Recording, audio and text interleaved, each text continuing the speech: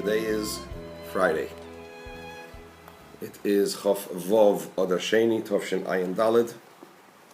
We are on the Teres Menachem Sefer Mamar Kimei Tzeischo Aleph Tovshin Yud Beis in the Mamar Kimei Tzeischo Me'eretz Mitzrayim Tovshin Yud Beis from Achron Shal Pesach,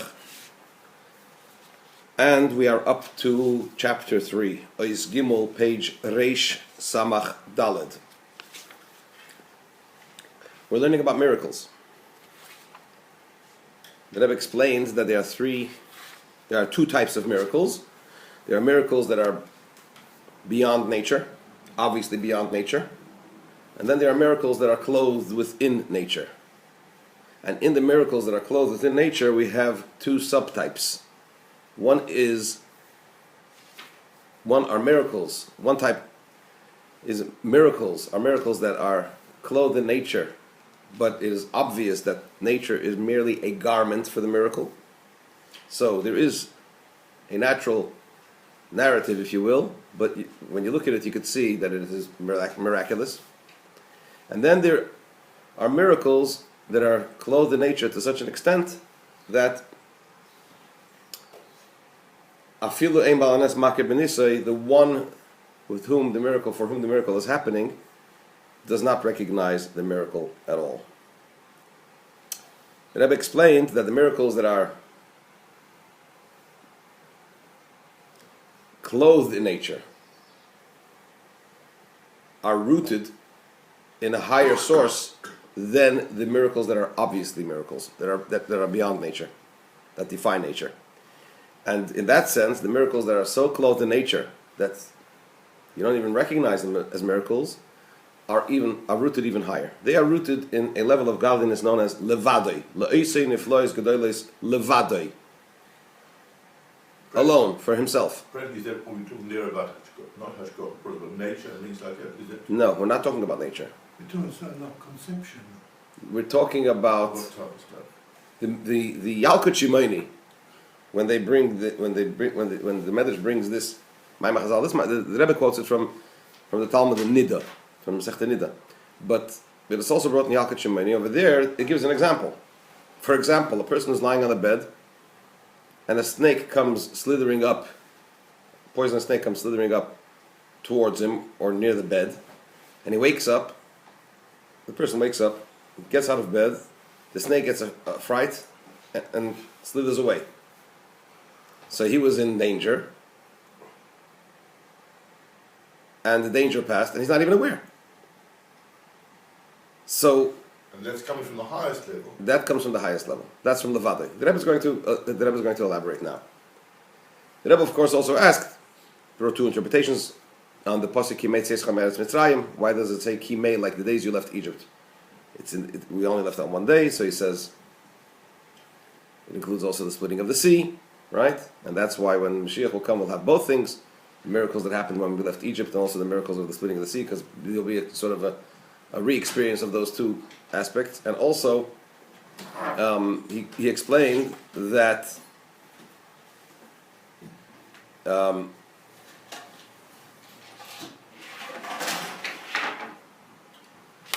when Mashiach will come, the miracles will be from the level of Levadoi. And therefore, Aren and Niflois, even though usually these are not obvious and seen, when Mashiach will come, they will be obvious and we will see them.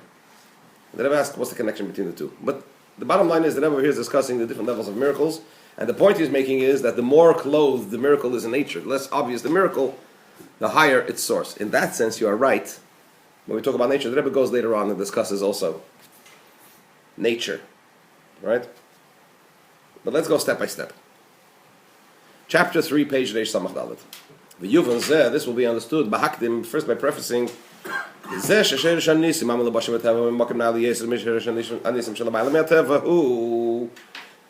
fact that the source of miracles which are clothed in nature come from a higher place than the source of miracles that are beyond nature, that defy nature. This is because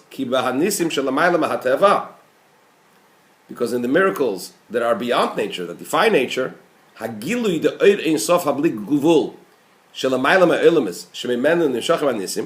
it mean? What's a miracle? A miracle is a revelation of God's unlimited infinite light, unlimited infinite power. So in a miracle that defies nature, God's unlimited infinite light becomes manifest, becomes revealed. This is God's infinite unlimited light which is beyond worlds. But how does it become revealed? It becomes revealed in such a manner that when it comes into nature, in contact with nature, nature is nullified by this revelation. This revelation is so powerful, it sort of breaks nature apart. It overrides nature. Shidud ma'aroches hateva. The overriding, or the breaking, if you will, of the systems of nature. Ubemela. So what's the point? On the one hand, it shows a tremendous force that it could even overpower nature. But on the other hand, the Ubemela ein nimshach hagila ba'olam. This revelation is not drawn down into the world in an immanent way, with an A. Bipnimius, it doesn't come into the world. It defies the world. It breaks the world. But when we talk about miracles that are clothed in nature, that's also a revelation of God's infinite, unlimited light. But it's a revelation of God's infinite, unlimited light in such a manner, a revelation of God's infinite, unlimited light from beyond the world becomes revealed in the world itself, because it clothes itself into nature and it works in harmony with nature, it works together with nature for the miracle to become manifest. Sounds like nature has an independent existence, almost like something. Well, what do you mean independent? It's the expression of another force, yes. Shem Elokim. If you remember, yesterday we discussed the different shemus, the different names of Hashem that are responsible, if you will, for the different phenomena. So you have Yud Kei Vav Kei, which is Lamaila, Meha Elamis, beyond Elamis, beyond world. That's the source of miracles that are beyond nature. You have Shem Elokim, which the numerical value of Elokim is Hateva. That is associated with nature. That's the godly power of nature. And then you have Shaddai, which is responsible for miracles that are clothed within nature. That's Hashem's name, which indicates a manifestation of godliness, a miraculous, if you will, level of godliness, but as it's clothed within nature. Shaddai from the expression of dai. But and as mentioned yesterday, Shaddai is in the numerical value of Matatrin, who is the interior minister of the world. He is the one actually who, as it were, makes sure that things happen in the world as they should, right? And then there is the way this godly force comes with derech hislapshus, in a clothed manner, in Shem Shaddai, and therefore you have miracles that are clothed in nature in such a way that the person is not even aware. Then you have b'derech ma'aver, it just passes through, as it were, but does not unite, if you will, with Shaddai, and therefore you have miracles that are clothed in nature, but looking back, or looking at a narrative, you can see that there is a miracle, right? So these are all godly forces. So when you say the revelation of Shem Havaya, God's infinite light which is beyond nature becomes present in the world, is it overriding Shem Elokim? Is it overriding God's power to limit, God's power which is responsible for nature? Does it break that? Does it suspend that? Or does it work with it? So to break it, of course God could do everything. I mean, everything is from Hashem.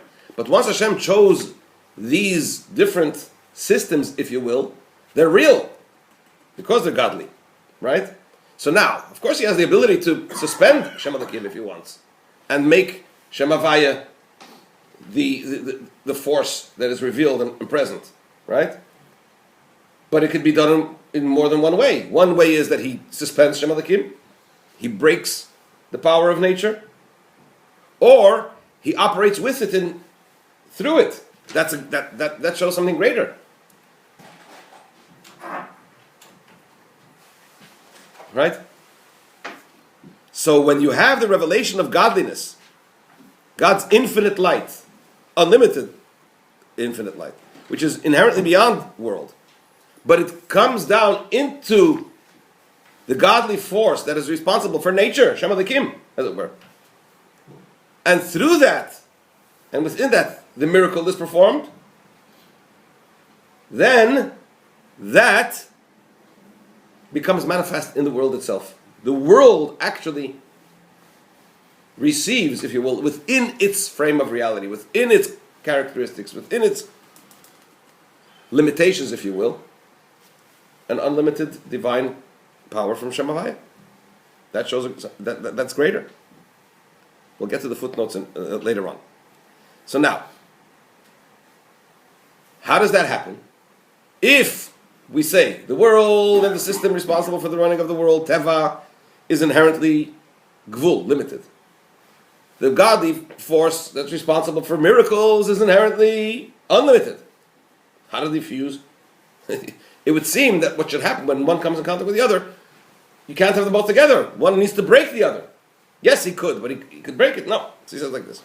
Since the world itself is limited, the gvul b'li gvul im shnei hafchim, and limitation and unlimitedness are opposites, inherently opposite.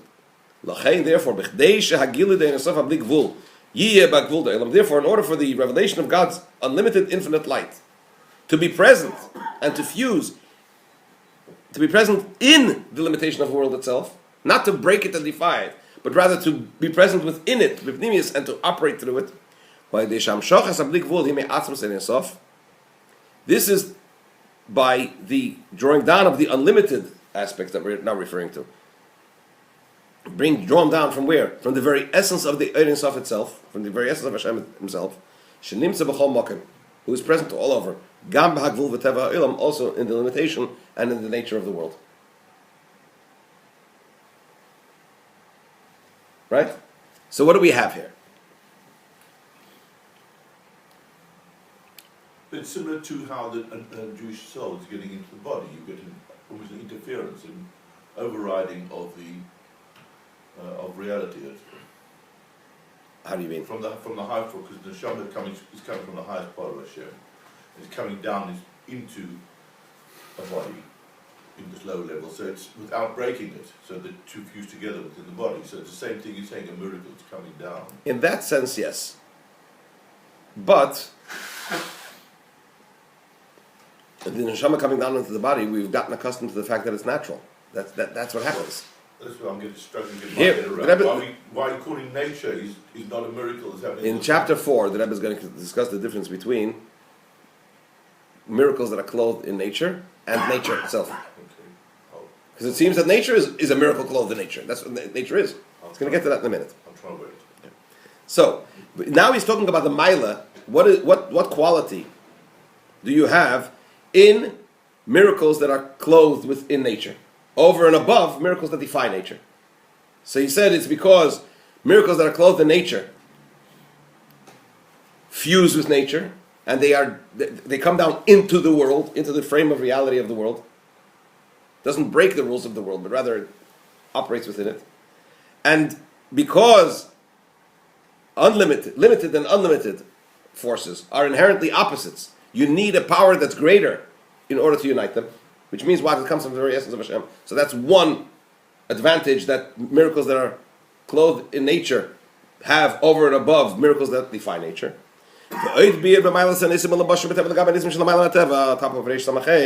Another explanation how miracles that are clothed in nature have a qualitative advantage over and above miracles that defy nature. The inyan anisim hu shal yodam mizgale shu yizbarach meishel v'shel telateva. What's the idea of a miracle? What becomes revealed? Which characteristic of Hashem is revealed when there is a miracle? What is revealed is that Hashem rules over nature. Right? It becomes obvious that Hashem runs the show. If there is a system which behaves in a certain way, and that is its nature, and then someone or something comes along and disrupts that, that shows that someone or that power rules over the regular power, as it were, the regular system, as it were. So what does a miracle do? A miracle reveals that Hashem runs the show. He controls nature. He rules over nature. So where is this revealed more? Where do we see this more? In miracles that defy nature? Or in miracles that clothe themselves in nature and work together with nature? And nature works along with it. It's like the story, I think it's a medrash, not sure, that the sun and the wind once had a discussion. Who has a greater power? Who's stronger? So the wind said it is stronger. And the sun said it's stronger. So they made an experiment. The wind began to blow. So a man was wearing a coat. Said, who can get the man to take off his coat? So the wind started blowing, and the stronger the wind blew, the more the man pulled his coat together to make sure it doesn't come off. And he blew stronger and stronger and stronger and stronger, and he couldn't get him to take off his coat. The sun came out and began to shine and warmed up the temperature more and more and more and more, and then the man voluntarily took his coat off. So who's greater? Who's stronger? Okay, so you'll have a wind that is so powerful that ultimately man can't withstand it, and it blows his coat off. The power of persuasion, if you will, is greater than the power of force. Right? The Rambam says that for a Chacham Gadol, for somebody that is a wise person, clever person, a smart person, compelling him by reason is far more powerful than compelling by brute force. You can compel a person by force. You can torture a person until they give up. Or you can convince a person. Which is a greater power? To convince. So that's what he says. This idea that Hashem rules over nature, which is something which is revealed in miracles, that idea is expressed more in miracles that are clothed in nature rather than miracles that defy nature. This idea is revealed more, becomes more revealed in a greater, in a stronger sense, in a stronger way, in miracles that are clothed in nature. What is the idea of when Hashem defies nature? When he performs a miracle that breaks nature, defies nature. So the revelation of his rulership over nature through this type of miracle is it reveals that Hashem has the power to nullify and to disrupt the laws of nature. But in miracles that are clothed within nature, what is revealed? That Hashem, in his infiniteness, rules and controls the nature itself. What does that mean? That nature itself should be as Hashem desires. In the first one, what happens is he breaks nature. I'm stronger than you. This power is stronger than this power. In the latter, where the miracle is clothed within nature, Hashem is so powerful that he can reveal within nature that it does not contradict and is not a conflict with the power that's revealed in it. And cause it to operate according to the way he desires. What about Hanukkah? Which miracle is which in Hanukkah? Hanukkah is a nes hamalubish b'teva, a miracle that's clothed within nature, but it's the higher level where it is obvious how nature is a garment. If you remember, the Rebbe said that there are two types of miracles. One type of miracle is that it's beyond nature. It's obvious that it disrupts nature. Second one is that it clothes itself and operates through nature. But in that you have two aspects. One is where the garment, it's obvious that it's a garment. It's obvious that there's a miracle taking place and it's clothed within nature. And then you have a type of miracle which is so clothed in nature that the one with whom the miracle happens doesn't even recognize that it's a miracle. Chanukah is the former. It's a nes hamalubish b'teva, but it's obvious that the teva is a garment for the miracle. Continue with Shabbat Sunday.